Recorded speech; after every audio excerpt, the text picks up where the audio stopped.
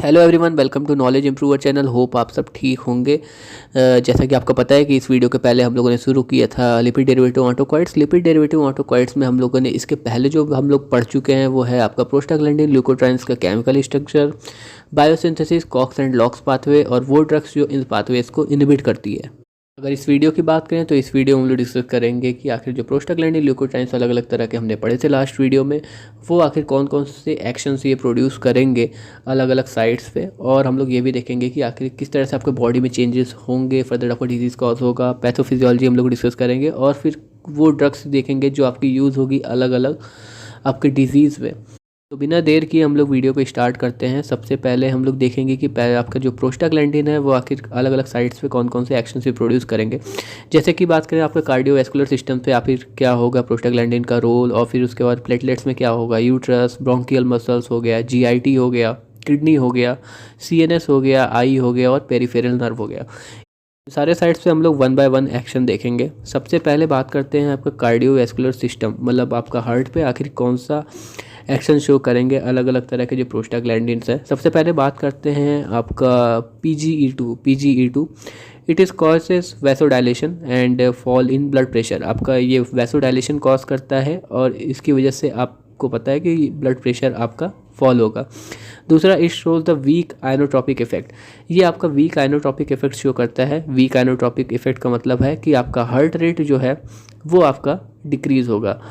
दूसरे प्रोस्टाग्लैंडिन की बात करें तो दूसरा प्रोस्टाग्लैंडिन है आपका पीजीआई टू जिसे हम लोग प्रोस्टासाइक्लिन भी कहते हैं।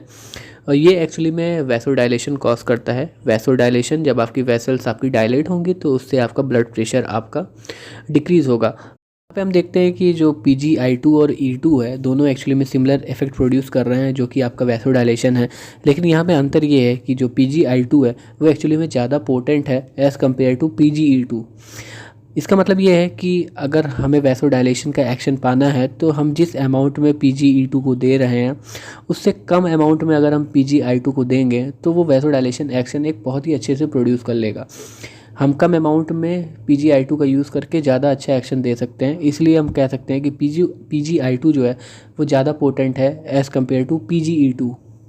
नेक्स्ट हम लोग डिस्कस करते हैं जो कि है आपका PGF two alpha. PGF two alpha prostaglandin जो है ये एक्चुअली में वेसल्स को कॉन्स्ट्रिक्ट करता है, इसलिए हम लोग कहते हैं कि ये वैसो कॉन्स्ट्रिक्शन एक्शन प्रोड्यूस कर रहा है। कहाँ पे प्रोड्यूस कर रहा है, तो आपकी जितनी भी लार्ज वेन्स हैं, हार्ट की जो आपकी पल्मोनरी आर्टरी होता है और पल्मोनरी वेन होता है, इन दोनों को और लार्ज वेन को आपको वैसो कॉन्स्ट्रिक्शन करता है। पल्मोनरी आर्टरी की बात करें तो आपका हार्ट में पाया जाता है जो कि कैरी करता है डीऑक्सीजनेटेड ब्लड, और पल्मोनरी वेन आपका ऑक्सीजनेटेड ब्लड आपका कैरी करता है। पीजीएफ2 अल्फ़ा जो है एक और एक्शन प्रोड्यूस करता है, वो है आपका weak inotropic effect. Weak inotropic effect का मतलब है कि ये आपका हार्ट रेट को ये एक्चुअली में डिक्रीज करता है।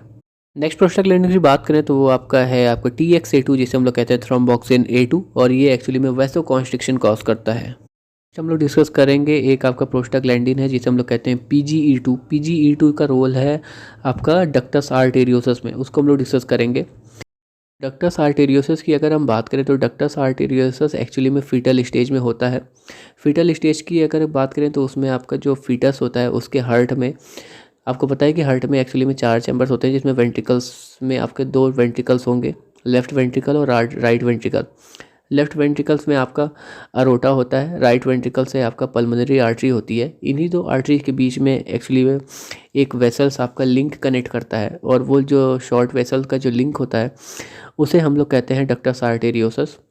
डक्टस आर्टेरियोसस जो है फीटल स्टेज में आपका रेगुलरली जो है वो पीजीई टू आपका रिलीज़ करता रहता है, और पीजीई टू के रिलीज़ होने की वजह से आपका उसमें वैसोडाइलेशन होता है। अब ये पीजीई टू आपका तब तक रिलीज़ करता है जब तक फीटस का पूरी तरह से बर्थ नहीं हो जाता।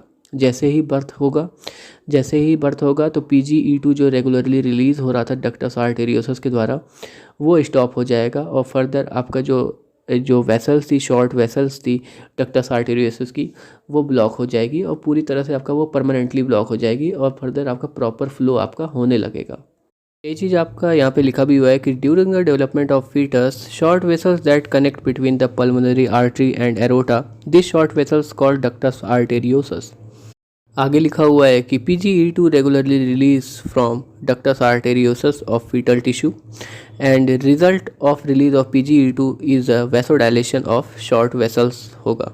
ठीक है, और फिर उसके बाद क्या होगा, तो PGE2 का जो रिलीज़ है वो फर्दर स्टॉप हो जाएगा जब बर्थ होगा, और फिर जो आपका PGE2 क्योंकि आपका स्टॉप हो गया है उसका रिलीज़, तो उसकी वजह से जो आपका जो शॉर्ट वेसल्स है उसका आपका ब्लॉकेज होगा और फर्दर आपका एडिक्वेट फ्लो आपका होने लगेगा, जो प्रॉपर फ्लो है वो होने लगेगा। नेक्स्ट साइड हम लोग डिस्कस करते हैं जो कि है आपका प्लेटलेट। प्लेटलेट में हम लोग देखेंगे अलग अलग तरह के प्रोस्टाग्लैंडिन क्या एक्शन दे रहे हैं। सबसे पहले हम बात करते हैं थ्रोम्बोक्सिन A2 को, जिसे हम लोग TXA2 कहते हैं। TXA2 जो कि प्रोड्यूस्ड होता है कहाँ से, ये एक्चुअली में प्रोड्यूस होगा प्लेटलेट से प्रोड्यूस होगा, और ये आपका प्लेटलेट एग्रीगेशन को ये इंड्यूस करेगा। प्लेटलेट एग्रीगेशन के इंड्यूस होने की वजह से आपका क्लॉट फॉर्मेशन जो है वो इंक्रीज़ होगा। नेक्स्ट हम बात करते हैं PGI2 की बात करते हैं, जिसे हम लोग प्रोस्टासाइक्लिन कहते हैं। और अगर हम प्रोस्टासाइक्लिन की बात करें तो प्रोस्टासाइक्लिन एक्चुअली में प्रोड्यूस होता है वेस्कुलर एंडोथेलियम से। वेस्कुलर एंडोथेलियम जो कि एक इनर मोस्ट लेयर है ब्लड वेसल्स की। PGI2 जो है वो प्लेटलेट एग्रीगेशन को डिक्रीज़ करता है, और प्लेटलेट एग्रीगेशन क्योंकि डिक्रीज़ होगा तो इसकी वजह से आपका जो क्लॉट फॉर्मेशन है वो प्रॉपर तरीके से नहीं हो पाएगा, वो भी आपका डिक्रीज़ ही होगा।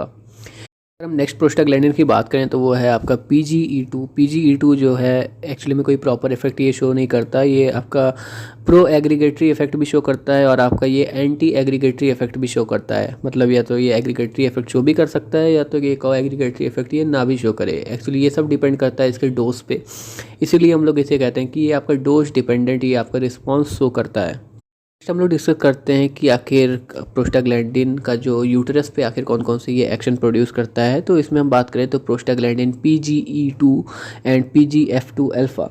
PGE2 और PGF2 अल्फ़ा दोनों ही आपका यूटरस को कॉन्ट्रैक्ट करते हैं, और यूटरस को कॉन्ट्रैक्ट करते हैं, और ये दो जो कॉन्ट्रैक्शन हो रहा है यूटरस का, ये एक्चुअली चाहे प्रेगनेंसी हो चाहे ना हो, ये यूटरस का कॉन्ट्रैक्शन ये करता है।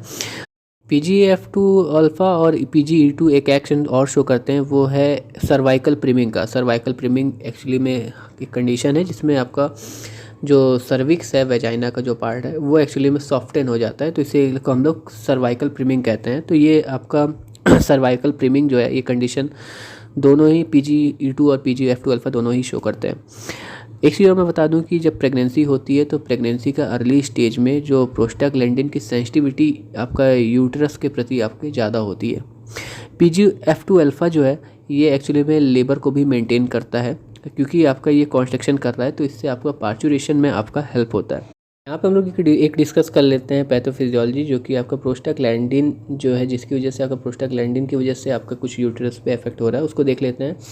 एंडोमेट्रियम की अगर हम बात करें तो एंडोमेट्रियम एक्चुअली में इनर मोस्ट लेयर है आपका यूटेरस का, और जो कि सिंथेसाइज करता है प्रोस्टाग्लैंडिन। प्रोस्टाग्लैंडिन के सिंथेसाइज करने की वजह से आपके यहाँ पे यूटेरस का आपका कॉन्स्ट्रक्शन होगा, और यूटेरिन जब कॉन्ट्रैक्शन होगा तो उससे आपका जो ब्लड वेसल है, ब्लड वेसल कॉम्प्रेस होगी जो कि प्रेजेंट है आपका यूटरस में। अब जब यूटरस में जो ब्लड वेसल प्रेजेंट है उसका कॉम्प्रेशन होगा तो उसकी वजह से आपका यूटरस में इश्केमिया कॉज होगा, यूटरस में पेन कॉज होगा, जिसे हम लोग डिस्मेनोरिया कहते हैं।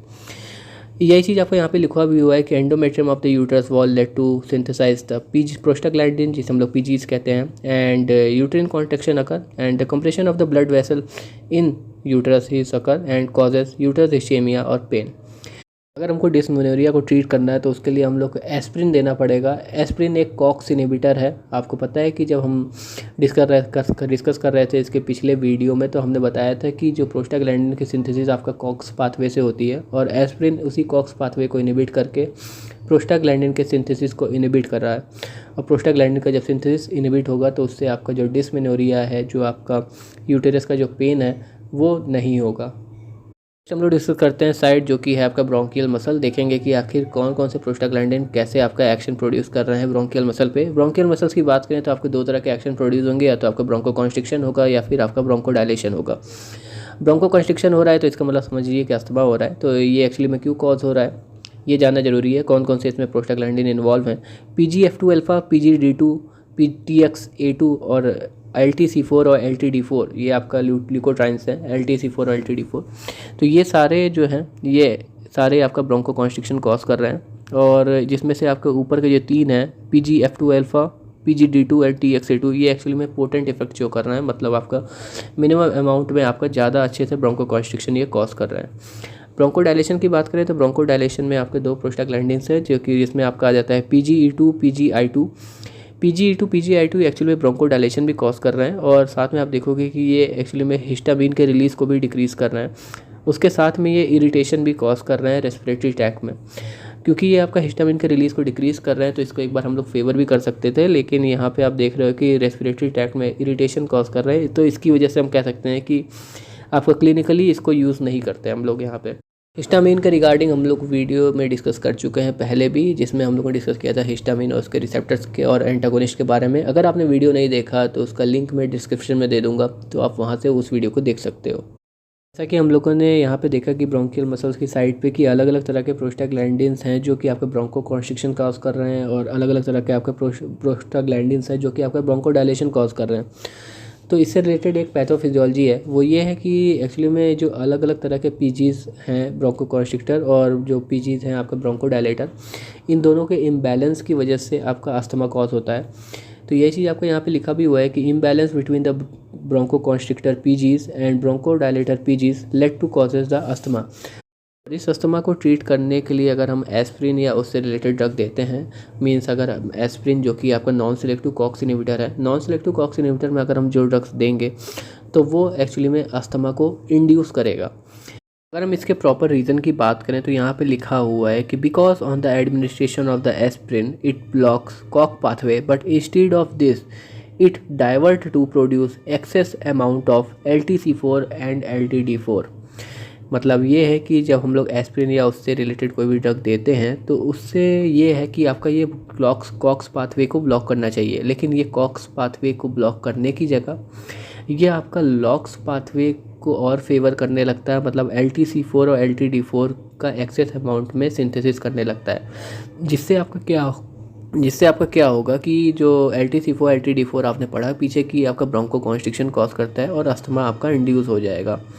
नीचे लिखा हुआ है कि that's why in a case of asthma allergic reaction we use LT synthesis inhibitor drugs like montelukast and zafirlukast. इसीलिए हम लोग जो है ज़्यादातर जो आपको ब्रोंकोडायलेशन करना होता है अस्थमा के केस की बात करें तो वहाँ पे हम लोग मोंटेल्यूकास्ट और जाफिरल्यूकास्ट ड्रग यूज़ करते हैं, क्योंकि ये आपका LT के सिंथेसिस को इनहिबिट करता है। कॉक्स पाथवे और लॉक्स पाथवे के बारे में मैं डिटेल में डिस्कस कर चुका हूँ अपने पिछले वीडियो में। तो अगर आपने उस वीडियो को नहीं देखा और अगर आप इस वीडियो पे डायरेक्ट आए हो तो इस वीडियो का लिंक मैं डिस्क्रिप्शन में प्रोवाइड कर दूंगा, तो आप वहां से देख सकते हो। नेक्स्ट हम लोग साइड डिस्कस करते हैं जो कि है आपका GIT, जिसे हम लोग गैस्ट्रो इंटेस्टाइनल ट्रैक्ट करते हैं। इसको शुरू करने से पहले मैं आपको एक चीज़ बता दूँ कि जो हमारे GIT की जो मस्क्यूलरिस होती है, मस्क्यूलरिस लेयर, उसमें आपका जो है दो तरह की मसल्स पाई जाती हैं। एक तो होता है सर्कुलर मसल और एक आपका लॉन्गिट्यूडनल मसल। दोनों ही आपका बहुत ही इंपॉर्टेंट है क्योंकि ये पेरिस्टाल्सिस मूवमेंट को ये इम्प्रूव करती हैं। PGE2 की बात करें तो PGE2 आपका लॉन्गिट्यूडनल मसल्स को कॉन्ट्रैक्ट करती है और सर्कुलर मसल्स को रिलैक्स करती है। वाइल अगर हम PGF2 अल्फ़ा की बात करें तो ये लॉन्गिट्यूडनल और सर्कुलर मसल दोनों को कॉन्ट्रैक्ट करती है। ये दोनों आपका कह सकते हो कि ये प्रोपल्सिव एक्टिविटी को बढ़ाती है। प्रोपल्सिव एक्टिविटी जब बढ़ती है तो उससे आपका बावल मूवमेंट बढ़ता है, और बावल मूवमेंट बढ़ता है तो हम ये कह सकते हैं कि इससे आपका डायरिया कॉज होने के चांसेस हो सकते हैं। PGE2 आपका एक और एक्शन प्रोड्यूस करता है जिसे हम लोग कहते हैं कि ये गैस्ट्रिन की रिलीज़ को डिक्रीज़ करता है। अब गैस्ट्रिन का रिलीज जब डिक्रीज़ होगा तो इससे आपका कह सकते हैं कि जो एसिड का सिक्रीशन है हमारे जो स्टमक और GIT में, वो आपका डिक्रीज़ होगा। डिस्कस करते हैं जो कि है प्रोस्टासाइक्लिन, जिसे हम लोग कहते हैं PGI2 भी आपका गैस्ट्रिक एसिड के प्रोडक्शन को डिक्रीज़ करता है, लेकिन उसके साथ में एक अच्छा रिस्पॉन्स ये देता है कि ये इंक्रीज़ करता है म्यूकस और बाइकार्बोनेट के सिंथेसिस को। अब यहाँ पे बात ये है कि जब म्यूकस का प्रोडक्शन आपका ज़्यादा होगा तो इसका मतलब इसको हम लोग यूज़ करते हैं अल्सर में, इसलिए हम कह सकते हैं कि ये एक एंटी अल्सरोजेनिक इफेक्ट ये शो करता है। यहाँ पे हम लोग एक पैथोफिजियोलॉजी डिस्कस कर लेते हैं जिसमें हम बता दें कि प्रोस्टाग्लैंडिन्स का जो प्रोडक्शन होता है GIT में वो एक्चुअली में कोलोनिक पॉलिप कॉज करता है या फिर आपका कैंसर भी कॉज कर सकता है। अब कोलोनिक पॉलिप होता क्या है वो जानना जरूरी है। तो कोलोनिक पॉलिप एक्चुअली में एबनॉर्मल प्रोडक्शन ऑफ सेल है, जिसमें सेल का एक एबनॉर्मल प्रोडक्शन होता है। नॉर्मल नंबर में इसका सेल्फ का प्रोडक्शन नहीं होता, कभी एक्सेस हो जाएगा, इसकी वजह से आपका ये कैंसर का भी रूप ले सकता है। तो वही सेम चीज़ यहाँ पे लिखा भी हुआ है कि the prostaglandin production in GIT also led to cause abnormal production of cell which further cause colonic polyp and cancer। यहाँ पे हम लोग non steroidal anti inflammatory drugs, जिसे हम लोग NSAIDs कहते हैं, उसका हम लोग यूज़ कर सकते हैं पॉलिप फॉर्मेशन को रिड्यूस करने के लिए। नेक्स्ट साइट हम लोग डिस्कस करते हैं जो कि है आपका किडनी। किडनी पे हम लोग देखेंगे तो प्रोस्टाग्लैंडिन I2 जो है, PGI2, ये एक्चुअली में इंक्रीज़ करता है एक्सक्रीशन को। कौन किसके एक्सक्रीशन को इंक्रीज़ करेगा उसकी बात करें तो फिर H2O, Na पॉजिटिव आयन और पोटेशियम आयन, इनके एक्सक्रीशन को बढ़ाएगा, इनका एक्सक्रीशन ज़्यादा होगा और ये कह सकते हैं हम कि डायूरेटिक इफेक्ट जो है ये शो करेगा। अब बात करते हैं PGE2 की। PGE2 जो भी, ये भी आपका इंक्रीज़ करेगा एक्सक्रीशन को, जिसमें आपका आ जाएगा H2O, sodium ion, potassium ion. And यहाँ पे जो अंतर है PGI2 और PGE2 में वो ये है कि PGE2 आपका क्लोराइड आयन का भी एक्सक्रीशन करेगा। क्लोराइड आयन का एक्सक्रीशन ये सिमिलर, उसी तरह आपका सिमिलर इफेक्ट आपका शो करेगा जैसे आपका जब डायूरेटिक्स आप पढ़ते हो तो उसमें आपका हाई सीलिंग डायूरेटिक्स, जिसमें आपका फ्यूरोसमाइड आ जाता है। फ्यूरोसमाइड जो आ जाता है वो भी आपका क्लोराइड आयन का एक्सक्रीशन करता है, तो आपको उसी तरह के सिमिलर इफेक्ट आपका PGE2 भी शो करेगा। TXA2 की बात कर लें तो TXA2 की जो है वो आपका रेनल वैसो कॉन्स्ट्रिक्शन करेगा। अब रेनल वैसो कॉन्स्ट्रिक्शन करेगा तो उससे आपका जो वॉल्यूम ऑफ ब्लड जो आपका फ्लो कर रहा था किडनी से, वो एक्चुअली में रिड्यूस हो जाएगा। नेक्स्ट साइड को हम लोग डिस्कस करते हैं जो कि है आपका central nervous system. Central nervous system में अगर हम बात करें PGE2 की, PGE2 जो कि आपका पुअरली पेनिट्रेट करता है ब्लड ब्रेन बैरियर को, और ये पुअरली पेनिट्रेट करेगा ब्लड ब्रेन बैरियर को तो फिर ये आपका फर्दर एक्शन शो करेगा जो कि होंगे आपका सीडेशन एक्शन ये प्रोड्यूस करेगा और बिहेवियरल चेंजेस ये आपका एक्शन ये शो करेगा।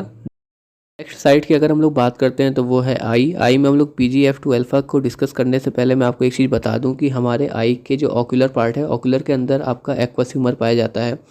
अगर वो एक्वस ह्यूमर का अमाउंट ज़्यादा हो जाता है तो उसकी वजह से इंट्रा ऑक्यूलर टेंशन बढ़ने लगता है, मतलब जो ऑक्यूलर के अंदर का जो प्रेशर है वो बढ़ने लगेगा। अब ऑक्यूलर के अंदर का प्रेशर जब बढ़ने लगता है उसके पीछे रीज़न ये है, प्रेशर आखिर क्यों बढ़ा है। एक्वस ह्यूमर का प्रेशर इसलिए बढ़ा है क्योंकि एक्वस ह्यूमर का जो एक्सक्रीशन है, एक्वस ह्यूमर का जो आउटफ्लो है वो प्रॉपर तरीके से नहीं हो पा रहा है। और एक्वस ह्यूमर का जो आउटफ्लो है वो दो तरह से होता है, एक आपका होता है यूवियो स्क्लेरल आउटफ्लो, एक होता है ट्यूबैकुलर आउटफ्लो।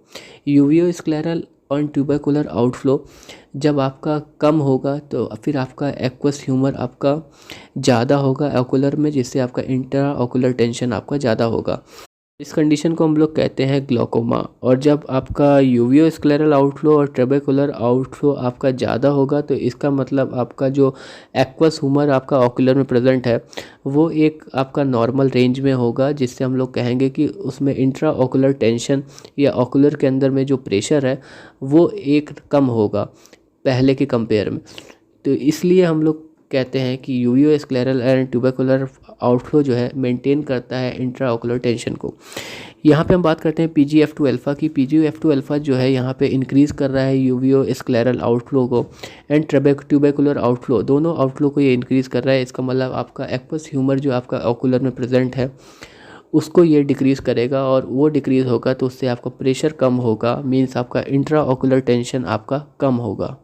हम लोग डिस्कस करते हैं जो कि है आपका पेरिफेरल नर्व। पेरिफेरल नर्व में अगर हम बात करें PGE2 एंड PGI2 की, दोनों ही आपका सेंसिटाइज करते हैं। किसको सेंसिटाइज करते हैं? जो आपका पेन आपका जो इंड्यूस होता है केमिकल और मैकेनिकल स्टिमुलाई से एफरेंट नर्व एंडिंग में, उसको ये सेंसिटाइज करेंगे। तो वही चीज़ लिखा भी हुआ है कि it sensitize the afferent nerve ending to pain inducing chemical and mechanical stimuli. हम लोगों ने डिस्कस करके कंप्लीट किया action and pathophysiology of prostaglandin. अब हम लोग डिस्कस करेंगे action and pathophysiology of leukotrienes. हम लोग डिस्कस करते हैं पहला पॉइंट जिसमें हम देखेंगे कि आखिर ल्यूकोट्राइन्स क्या एक्शन प्रोड्यूस करता है कार्डियोवैस्कुलर एंड ब्लड वेसल्स पे। इसमें हम लोग डिस्कस करते हैं सबसे पहले LTC4 एंड LTD4 का। LTC4 LTD4 को अगर हम लोग इंजेक्ट करते हैं IV के थ्रू तो फिर ये पहले तो आपका ब्लड प्रेशर ये राइज करता है, लेकिन उसके बाद आपका ब्लड प्रेशर ये फॉल करता है। LTB4 की बात करें तो LTB4 मेंटेन करता है कीमोटैक्टिक ऑफ न्यूट्रोफिल्स। कीमोटैक्टिक ऑफ न्यूट्रोफिल्स की अगर बात करें तो ये एक कंडीशन है जिसमें आपका माइग्रेशन होता है, किसका? न्यूट्रोफिल्स का माइग्रेशन होता है, कैपिलरी के थ्रू आपका माइग्रेशन होता है और ये क्लैंप कर जाता है उस साइट पे जहाँ पे आपका इन्फ्लेमेशन हुआ रहता है। वही चीज़ आपका यहाँ पे लिखा भी हुआ है कि it causes migration of the neutrophils through capillary and clamp at the site of the inflammation in the tissue. यहाँ पे हम ल्यूकोट्राइन्स की बात करें, जैसे कि आपका LTC4 और LTD4, यहाँ पे आपका कैपिलरी परमेबिलिटी को ये बढ़ाते हैं। अब कैपिलरी परमेबिलिटी क्या होती है? कैपिलरी परमेबिलिटी एक ऐसी कंडीशन है जिसमें आपका जो सब्सटेंस है, जो फ्लूइड है और जो सेल्स हैं जो आपके कैपिलरी के अंदर फ्लो करती रहता है, वो एक्चुअली में उसका लीकेज शुरू हो जाता है, वो कैपिलरी के बाहर आने लगती है। और कैपिलरी के बाद जब बाहर आती है तो उसकी वजह से ये कॉज करेगा आगे चल के लोकल एडेमा, मतलब ये आपका एडेमा कॉज करेगा। और एडेमा क्या होता है? एडेमा आपका, क्योंकि आपका जो फ्लूइड जिसका लीकेज हुआ है कैपिलरी के बाहर, वो टिश्यू से आपका कांटेक्ट में आएगा और टिश्यू फर्दर स्वेलन हो जाएगा, उसका जो साइज है वो बढ़ जाएगा और फर्दर आपका एडेमा कॉज होगा। लोकल इसलिए लगा हुआ है क्योंकि आपका ये ऑटोक्वाइड है, ऑटोक्वाइड आपका लिपिड डेरिवेटिव ऑटोक्वाइड है आपका ल्यूकोट्राइन्स, और लोकली एक्ट करेगा, तो इसकी वजह से उसी लोकल पोजीशन पे जहाँ से सिंथेसाइज होगा ल्यूकोट्राइन्स का, उसी जगह पे आपका एडेमा कॉज होगा। अगर हम कैपिलरी परमेबिलिटी के बेसिस पे बात करें तो ल्यूकोट्राइन्स आपका ज़्यादा मोर पोटेंट एक्शन शो करता है as compare to histamine. Next हम लोग बात करते हैं स्मूथ मसल्स की। क्या है आपका ल्यूकोट्राइन्स आपके एक्शन दे रहा है स्मूथ मसल्स पे? तो LTC4 और LTD4 जो है वो आपका कॉन्स्ट्रिक्ट करता है ब्रोंक्यूल्स को। अब ब्रोंक्यूल्स को कॉन्स्ट्रिक्ट करेगा, जिसको हम लोग पहले भी देख चुके हैं। ब्रोंक्यूल्स को कॉन्स्ट्रिक्ट कर रहा है, इसका मतलब आपका ब्रोंको कॉन्स्ट्रिक्शन एक्शन शो कर रहा है, तो ये आपका अस्थमा कॉज करेगा। दूसरा चीज़ ये कि LTC4 और LTD4 दोनों ही आपके GIT मसल को कॉन्ट्रैक्ट करते हैं। अब GIT मसल्स को कॉन्ट्रैक्ट करेंगे तो इसका मतलब आपका एब्डोमिनल पेन होगा। एब्डोमिनल पेन को ही हम लोग एब्डोमेन कोलिक्स कहते हैं। हम लोग को डिस्कस कर लेते हैं natural prostaglandins and prostaglandin analogue के बारे में, जिसमें आप देखोगे कि जो PGE1 है, PGE1 का जो नेचुरल प्रोस्टाग्लैंडिन है वो आपका है एल्प्रोस्टाडिल, और जो आपका PGE1 का जो प्रोस्टाग्लैंडिन एनालॉग है वो आपका है मीज़ोप्रोस्टॉल। PGE2 के हम नेचुरल प्रोस्टाग्लैंडिन की बात करें तो वो आपका है डिनोप्रोस्टोन, और PGE2 का जो प्रोस्टाग्लैंडिन एनालॉग है वो एक्चुअली में है लेटेनोप्रोस्ट। PGF2 अल्फ़ा का बात कर लेते हैं तो PGF2 अल्फ़ा का जो नेचुरल प्रोस्टाग्लैंडिन है वो आपका है डिनोप्रोस्ट, और PGF2 अल्फ़ा का जो प्रोस्टाग्लैंडिन एनालॉग है वो है आपका कार्बोप्रोस्ट। कुछ आपके नेचुरल प्रोस्टाग्लैंडिन भी है, जैसे कि आपका प्रोस्टासाइक्लिन और गैमेप्रोस्ट, एंड कुछ आपके प्रोस्टाग्लैंडिन एनालॉग्स भी हैं, जैसे कि आपका ट्रेवोप्रोस्ट एंड बीमेटोप्रोस्ट। लोग डिस्कस कर लेते हैं कुछ आपके जो यूजेस हैं प्रोस्टाग्लैंडिन के, जैसे कि आपका इसको हम लोग एबॉर्शन में यूज़ कर सकते हैं। एबॉर्शन की अगर हम बात करें तो इसमें एक ड्रग है मेफेप्रिस्टोन। मेफेप्रिस्टोन एक एंटी प्रोजेस्टिन ड्रग है, मतलब आपका ये प्रोजेस्टोन का लेवल डिक्रीज़ करेगी। इसका यूज़ हम लोग करेंगे medical termination of pregnancy up to 7 week, मतलब हमको जो प्रेगनेंसी हमको टर्मिनेट करनी पड़ेगी 7 वीक तक का जो प्रेगनेंसी होता है उसको टर्मिनेट करने के लिए हम लोग मेफेप्रिस्टोन का यूज़ करते हैं। मीज़ोप्रोस्टोल की बात करें तो मीज़ोप्रोस्टोल को हम लोग प्रिफर्ड करते हैं, आपका इंट्रावेजाइनल प्रिफर्ड करते हैं, क्योंकि आपका ओरल एडमिनिस्ट्रेशन काफ़ी ड्रग्स मौजूद हैं, लेकिन हम लोग इसको प्रिफर इसलिए करते हैं क्योंकि इसको इंट्रावेजाइनल दिया जाता है, इस वजह से हम लोग इसको प्रिफर करते हैं।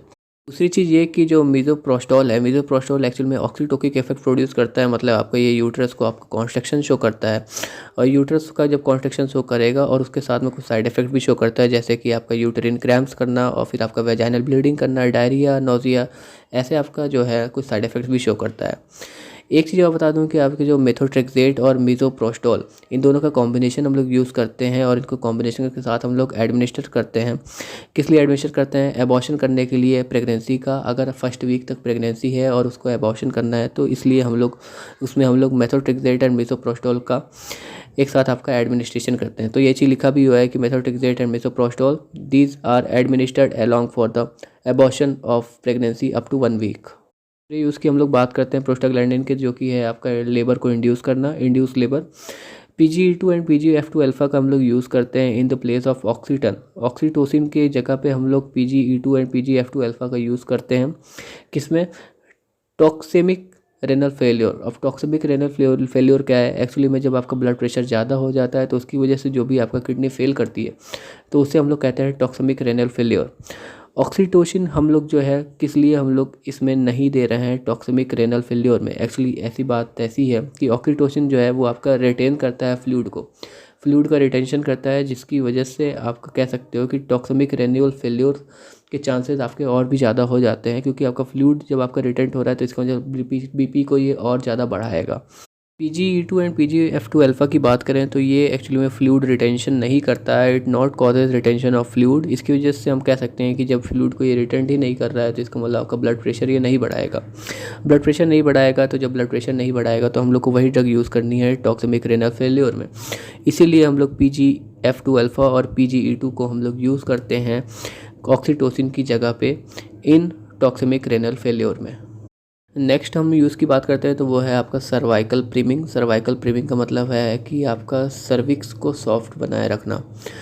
अब मेन चीज़ ये है कि PGE2 जो है अगर हम लोग स्मॉल डोज में देते हैं तो PGE2 को स्मॉल डोज में देने की वजह से ये कोई भी इफेक्ट ये शो नहीं करता है आपका यूटेरिन मोटिलिटी पे। मतलब आपका जो यूटेरस आपका कॉन्ट्रैक्ट हो जा रहा था वो चीज़ नहीं शो करेगा, क्योंकि हमने PGE2 को लो डोज में दिया हुआ है। लेकिन ये सर्विस सॉफ्टवेयर का काम करता है, मतलब आपका सर्वाइकल प्रीमिंग ये इफेक्ट शो करेगा। नेक्स्ट प्रोस्टाग्लैंडिन यूज़ की बात कर लें तो इसे हम लोग यूज़ कर सकते हैं PPH, जिसे हम लोग कहते हैं postpartum haemorrhage. Postpartum haemorrhage का मतलब ये है कि जब आपका बर्थ हो जाता है उसके बाद जो आपका ब्लीडिंग होती है उसे ही हम लोग कहते हैं पोस्ट पार्टम हेमरेज। लिखा भी हुआ है कि means bleeding after birth. And if the patient not responding to the ergometrine and oxytocin, अगर पेशेंट कोई भी रिस्पॉन्ड नहीं करता है एर्गोमेट्रिन और ऑक्सीटोसिन पे, देन यूज़ कार्बोप्रोस्ट इंट्रामस्कुलर इंजेक्शन, जो कि आपका 15 मेथाइल PGF2 अल्फ़ा आपका एनालॉग है। एक्चुअली हम लोग डिस्कस कर लेते हैं कुछ ड्रग्स जो कि जिसका हम लोग स्पेसिफिक यूज़ करते हैं, जैसे कि आपका डिनोप्रोस्टोन। डिनोप्रोस्टोन एक आपका नेचुरल प्रोस्टाग्लैंडिन है PGE2, और ये आपका इंड्यूस करता है लेबर को। और डिनोप्रोस्ट की बात करें तो डिनोप्रोस्ट भी आपका नेचुरल प्रोस्टाग्लैंडिन है PGF2 अल्फ़ा का, जो कि यूज़ करते हैं इसे हम लोग मिड टर्म एबॉर्प्शन के केस में। और लेटनोप्रोस्ट की बात करें तो लेटनोप्रोस्ट आपका जो PGE2 एनालॉग है, इसकी आपका first choice of wide angle glaucoma, जिसको हम लोग डिस्कस भी कर चुके हैं कि इसको हम लोग ग्लोकोमा में देते हैं। बाकी एल्प्रोस्टाडिल की बात करें तो एल्प्रोस्टाडिल एक नेचुरल प्रोस्टाग्लैंडिन है, जिसे हम लोग PGE1 आपका प्रोस्टाग्लैंडिन है नेचुरल, और इसका यूज़ हम लोग इरेक्टाइल डिसफंक्शन में करते हैं। इस तरह से हम लोगों ने डिस्कस किया इस वीडियो में क्या क्या आपका पैथोफिजियोलॉजी और फार्माकोलॉजिकल एक्शन है आपके फॉर प्रोस्टाग्लैंडिन और ल्यूकोट्राइन्स के, और यूजेस भी देखा हम लोगों ने, और नेचुरल और प्रोस्टाग्लैंडिन एनालॉग्स भी हम लोगों ने देखा। बाकी जो वीडियो आपने नहीं देखे हैं जिसको मैंने अभी डिस्कस किया था बीच बीच में, तो उसका मैं डिस्क्रिप्शन में लिंक प्रोवाइड कर दूंगा, तो आप वहाँ से देख सकते हो। वीडियो कैसा लगा हमें कमेंट करके बताइए, जिससे हम अपने अंदर इंप्रूवमेंट कर सकें। अगर वीडियो अच्छा लगा तो लाइक और सब्सक्राइब कर देना। बाकी मिलते हैं हम लोग नेक्स्ट वीडियो में। Okay bye.